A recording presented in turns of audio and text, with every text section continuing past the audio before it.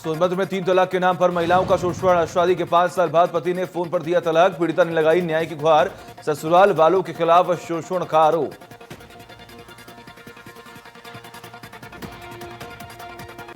आने वाले पंचायत चुनाव से पहले धांधली शुरू। आर्थिक लाभ के चक्कर में बीएलओ का कारनामा। फर्जी वोटर लिस्ट की कई जारी।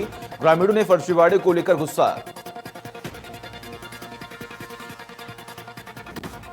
बुलंदशहर में बीते दिनों हुई जहरीली शराब पीने से 6 लोगों की मौत की जांच अब ग्रेटर नोएडा तक पहुंची। ग्रेटर नोएडा से ही हो रही थी जहरीली शराब की सप्लाई। भारी मात्रा में जहरीली शराब की बरामद। फैक्ट्री से 2 शव की हुई बरामदगी।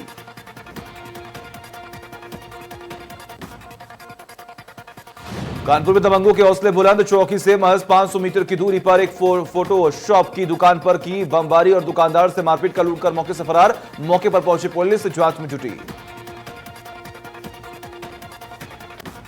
सीतापुर के पिसावर थाना क्षेत्र में 2 बाइक आपस में टकराई। बस को ओवरटेक करने से हुआ बड़ा हादसा। हादसे में 2 बाइक सवार की मौत। दोनों के शवों को पुलिस ने पोस्टमार्टम के लिए भेजा। बुलेट ट्रेन के सर्वे का काम हुआ शुरू। वाराणसी से दिल्ली के बीच प्रस्तावित है हाई स्पीड ट्रेन। रेडार तकनीक से हेलीकॉप्टर के जरिए सर्वे। टीकाकरण अभियान से पहले आज सीएम करेंगे कई जिलों में ऑनलाइन संवाद। मेरठ में 12 पॉइंट पर होगा वैक्सीनेशन। 16 जनवरी से होगी टीकाकरण अभियान की शुरुआत। फर्रुखाबाद के बौद्ध तीर्थ स्थल से सीएम ने जन आरोग्य मेले का किया शुभारंभ। 31 प्राथमिक स्वास्थ्य केंद्रों पर हुई शुरुआत। सीएम ने कहा माफियाओं के खिलाफ एक्शन में। गाइड फादर भी है परेशान। किसान आंदोलन के 46वें दिन बॉर्डर पर दंगल। किसान नेता नरेश टिकैत का बयान। 26 जनवरी की दिल्ली की परेड में शामिल होंगे किसान। गोंडा में पति की हैवानियत का शिकार बनी पत्नी। जल्लाद पति ने पत्नी को घर में रॉड से जलाया। पुलिस ने वारदात को अंजाम देने वाले 2 लोगों को भी गिरफ्तार किया। सुल्तानपुर में जमीन विवाद को लेकर चाचा ने भतीजे पर फेंका खौलता तेल। घटना में 2 लोग गंभीर रूप से हुए घायल। आरोपी की धरपकड़ के लिए पुलिस मार रही है छापा। कानपुर में बर्ड फ्लू को लेकर अलर्ट जारी, क्योंकि भोपाल लैब के अनुसार चिड़ियाघर में पक्षियों की मृत्यु बर्ड फ्लू जैसी घातक बीमारी से हुई थी। त्रिवेंद्र सरकार ने बजट 2021-22 के लिए 20 जनवरी तक जनता से मांगे सुझाव। प्रदेशवासी उत्तराखंड बजट ऐप डाउनलोड कर दे सकते हैं सुझाव।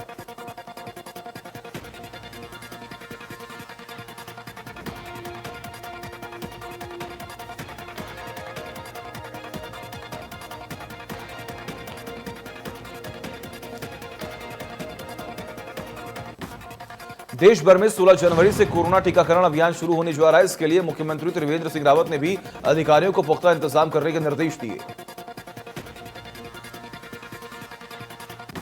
सीएम ने कहा आगामी 16 जनवरी से कोविड-19 को लेकर चरणबद्ध तरीके से राष्ट्रव्यापी टीकाकरण अभियान को सफल बनाने के लिए सभी इंतजाम पुख्ता कर लिए गए हैं।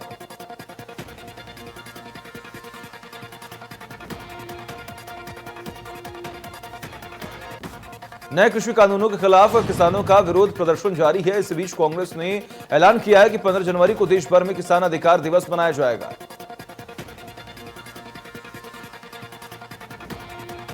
दसमाना ने कहा कांग्रेस प्रदेश अध्यक्ष प्रीतम सिंह के नेतृत्व में राजभवन देहरादून का घेराव किया जाएगा। इस घेराव में बड़ी संख्या में कांग्रेस कार्यकर्ता एवं पदाधिकारी उपस्थित रहेंगे। दिल्ली के उप मुख्यमंत्री मनीष सिसोदिया ने एक वीडियो जारी करते हुए उत्तराखंड सरकार पर हमला भी बोला। जारी किए गए वीडियो में मनीष सिसोदिया ने कहा कि जब से उत्तराखंड सरकार की पोल खुली है पूरी सरकार बौखलाई हुई है। उत्तराखंड सरकार मेरे सवालों का जवाब देने के बजाय मुझे गाली दे रही है।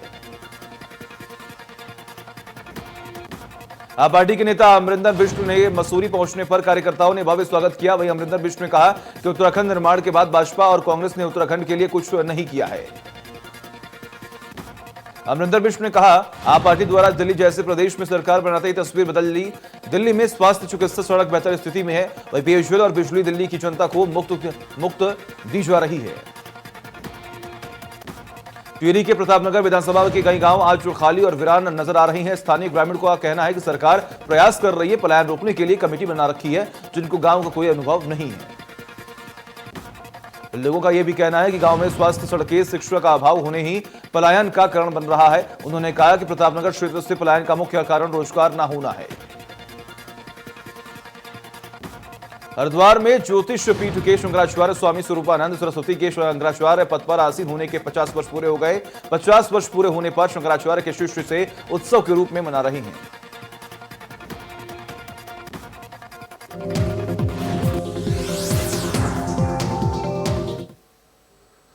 तो 25 बड़ी खबरों के बाद अब रुक करेंगे उन बड़ी खबरों का जिस पर लगातार आज हमारी नजर बनी रहेगी। जी हां, 9 बज चुके हैं और 4 बड़ी तस्वीरों के साथ अब शुरुआत करेंगे। आखिर वो कौन कौन सी बड़ी खबरें हैं जिस पर लगातार आज हम विचार विमर्श करेंगे। लेकिन इससे पहले शुरुआत करते हैं एक बड़ी खबर के साथ। बड़ी खबर आपकी टीवी स्क्रीन पर, यह बड़ी और अहम जानकारी आपकी टीवी स्क्रीन पर। सीतापुर से 2 बाइक आमने सामने टकराई है। यह बड़ी खबर, बस को ओवरटेक करने से हुआ है हादसा। जी हां, यह बड़ी खबर, अहम जानकारी आपकी टीवी स्क्रीन पर। हादसे में 2 बाइक सवार की मौत भी हो चुकी है।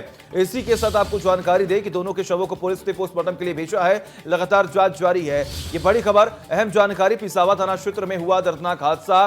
और आपको जानकारी दें कि लगातार ये तेज रफ्तार का कहर देखने को मिला है। सीतापुर में 2 बाइक आमने सामने टकराई है जिसकी वजह से 2 लोगों की मौत भी हो चुकी है।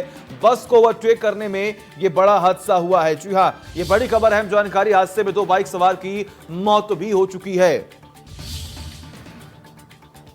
हालांकि इस पूरे मामले की सूचना स्थानीय पुलिस को दी गई। पुलिस मौके पर मौजूद है और लगातार जांच की जा रही है। यह बड़ी खबर, अहम जानकारी आपकी टीवी स्क्रीन पर। पिसावा थाना क्षेत्र में यह दर्दनाक हादसा हुआ है। ये अहम जानकारी लगातार हम आपको दे रहे हैं। बड़ी खबर, अहम जानकारी आपकी टीवी स्क्रीन पर। सीतापुर से 2 बाइक आमने सामने से टकराई है और ऐसे में 2 शख्स की जान भी चली गई है। बस को ओवरटेक करने से यह बड़ा हादसा हुआ और आपको जानकारी दें कि इस हादसे में 2 बाइक सवार की मौत भी हो चुकी है। परिवार में कोहराम मचा हुआ है। हालांकि पुलिस को इस पूरे मामले की सूचना दी गई है। पुलिस मौके पर मौजूद है। कार्रवाई करते हुए शव को अपने कब्जे में लेकर पोस्टमार्टम के लिए भिजवा दिया गया। और फिलहाल अगर बात की जाए तो पिसावा थाना क्षेत्र में यह दर्दनाक हादसा हुआ है। यह बड़ी खबर, अहम जानकारी आपकी टीवी स्क्रीन पर लगातार हम आपको बता रहे हैं कि एक बड़ी लापरवाही और बस को ओवरटेक करने से यह बड़ा हादसा हुआ जहां पर जोरदार भिड़ंत हुई और हादसे में 2 शख्स की जान चली गई।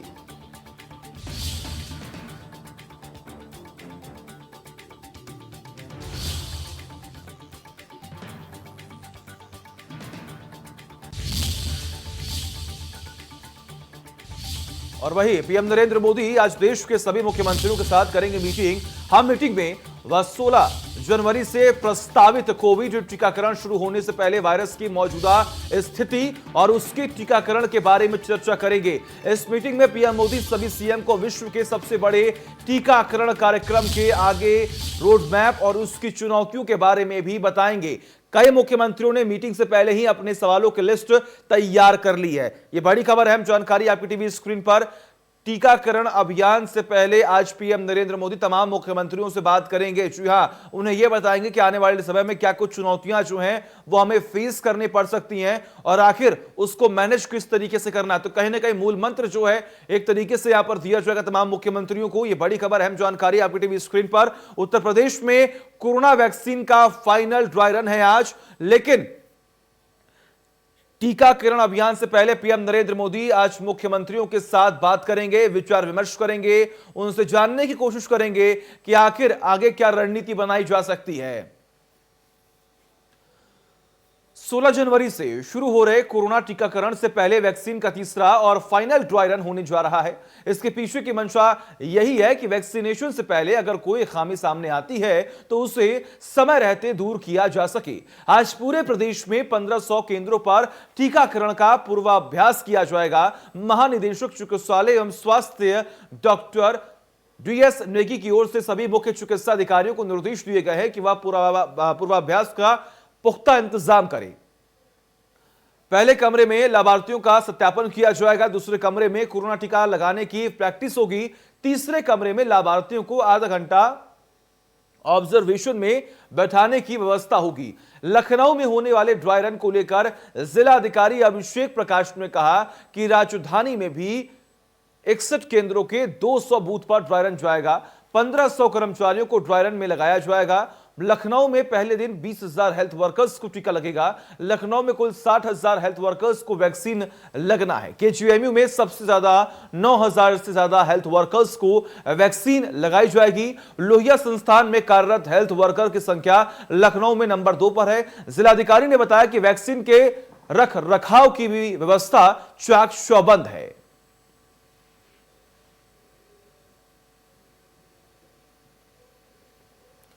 और तमाम जानकारी के लिए हमारे साथ हमारे सहयोगी विजय मिश्रा जुड़े हुए हैं। विजय, फिलहाल अगर बात की जाए तो आज आखिरी ड्राई रन है और इसी को लेकर तमाम तैयारियां हो रही हैं, लेकिन फिलहाल जमीनी स्तर पर तस्वीरें कैसी हैं?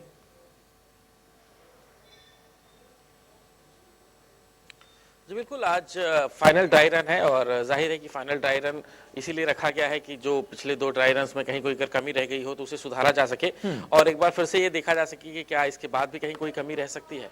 तो उस फाइनल ड्राई रन को ही रखा गया है। कई स्थानों पर देखा गया था पिछली बार जब साइकिल से वैक्सीन को लेकर के लोग जा रहे थे, जो एक व्यवस्था होनी चाहिए थी, उस व्यवस्था के तहत जो काम होना चाहिए था उसमें कहीं ना कोई कमी पिछले ड्राई रन्स में देखा गया। तो उसको यहाँ पर कम से कम सुधारने की बात कही जा सकती है। उसको यहाँ पर कम से कम सुधारने को लेकर के ये पूरा का पूरा जो फाइनल ड्राई रन जो है वो रखा गया है और यही अधिकारी चाहते हैं कि 16 तारीख को जो वैक्सीनेशन होना है उसके पहले जो ड्राई रन है उसके अंदर कोई भी अगर कमियां हैं तो उसको सुधारा जा सके, उसमें बदलाव लाया जा सके। तो इसी के तहत इस पूरे फाइनल ड्राई रन को रखा गया है। बिल्कुल, ऐसे में अगर बात की जाए तो देखिए आम जनता के बीच में खौफ तो अभी भी वही लगातार बना हुआ है कि आखिर किस तरीके से वैक्सीन लगाई जाएगी और क्या इसका कोई रिएक्शन देखने को मिलेगा। लेकिन ऐसे में सरकार की तरफ से लगातार दावे किए जा रहे हैं और इसी के साथ साथ स्थानीय प्रशासन की तरफ से ये दावे किए जा रहे हैं कि कोई भी रिएक्शन जो है वो देखने को नहीं मिलेगा और बड़े ही अच्छे तरीके से यानी कि सफलतापूर्वक इस वैक्सीनेशन की प्रक्रिया को समाप्त किया जाएगा।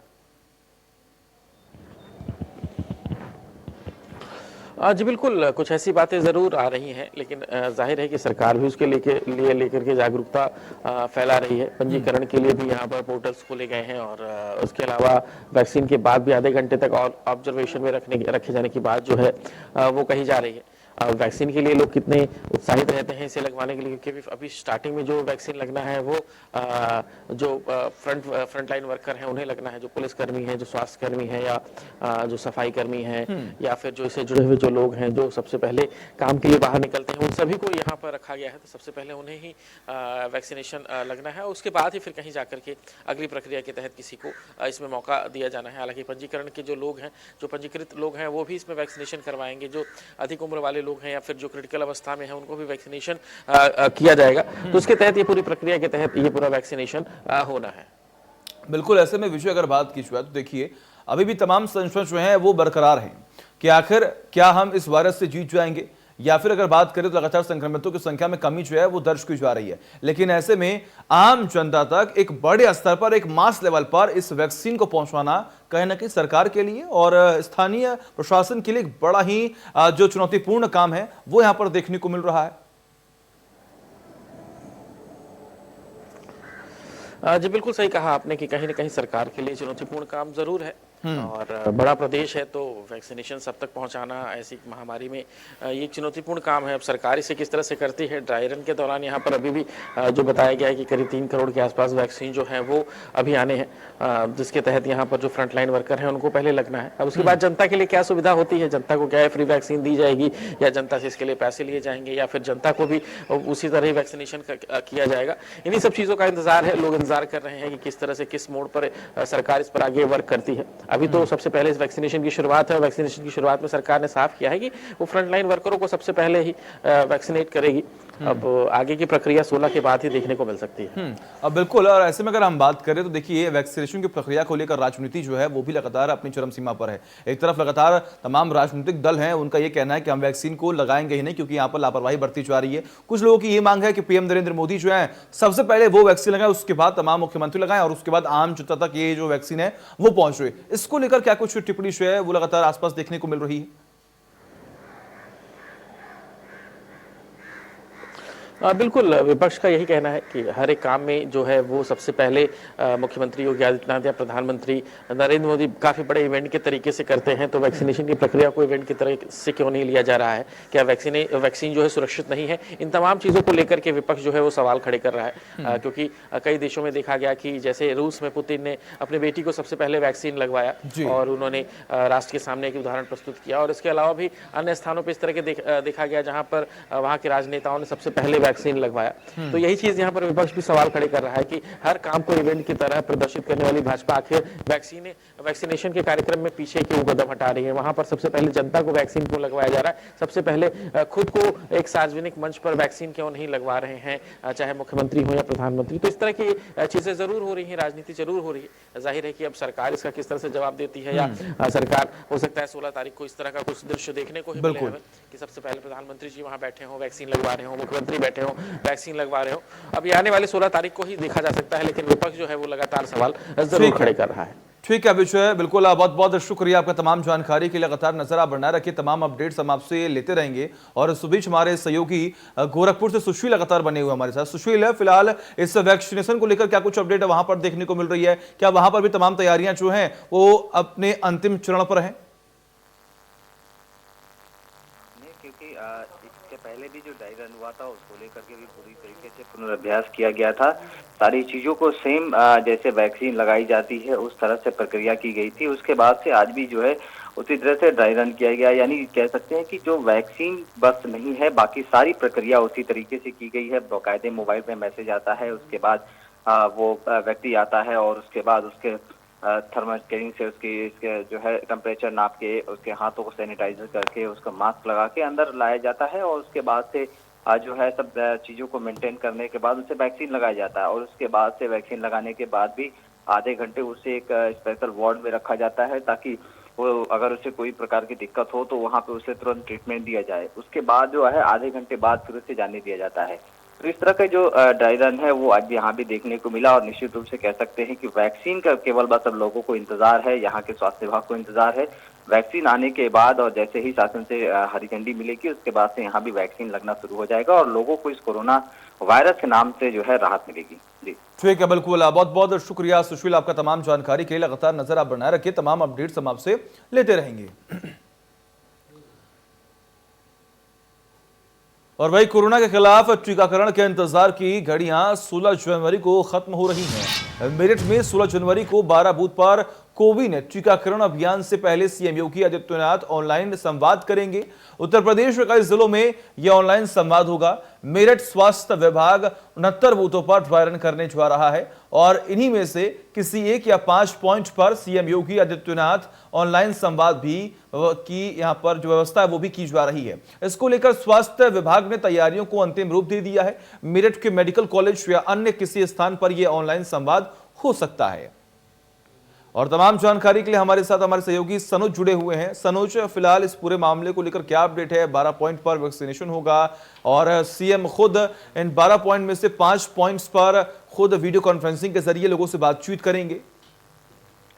देखिए, मुख्यमंत्री योगी आदित्यनाथ आपने देखा होगा कि कोरोना काल में लगातार पूरी तरीके से एक्टिव रहे, चाहे किसी जिले का दौरा करना हो, अधिकारियों की बैठक करनी हो, कोई लापरवाह अधिकारियों पर कार्रवाई करनी हो, पूरी तरीके से वो अलर्ट रहे। पूरी लोग एक तरीके से अपने घरों में कैद थे, आने जाने पर पूरी तरीके से पाबंदी थी, लेकिन बावजूद इसके सीएम ने खुद इसकी मॉनिटरिंग की, लगातार बैठकों का दौर जारी रहा। अब चूंकि 16 जनवरी से वैक्सीनेशन शुरू होने जा रहा है और इस वैक्सीनेशन में किसी तरह की कोई खामी ना रह जाए, उसके लिए आज सीएम योगी आदित्यनाथ यूपी के जो 75 जिले हैं वहां पर ऑनलाइन संवाद करेंगे। मेरठ में मेडिकल कॉलेज या किसी अन्य जगह पर यह संवाद हो सकता है। पूरी तैयारियों को मुख्यमंत्री जायजा लेंगे, पूछेंगे कि आखिर वैक्सीनेशन को लेकर कितने पॉइंट्स बनाए गए हैं, क्या तैयारी की गई है, किस तरह की कोई खामियां तो नहीं है, किसी तरह की कोई दिक्कत तो नहीं है।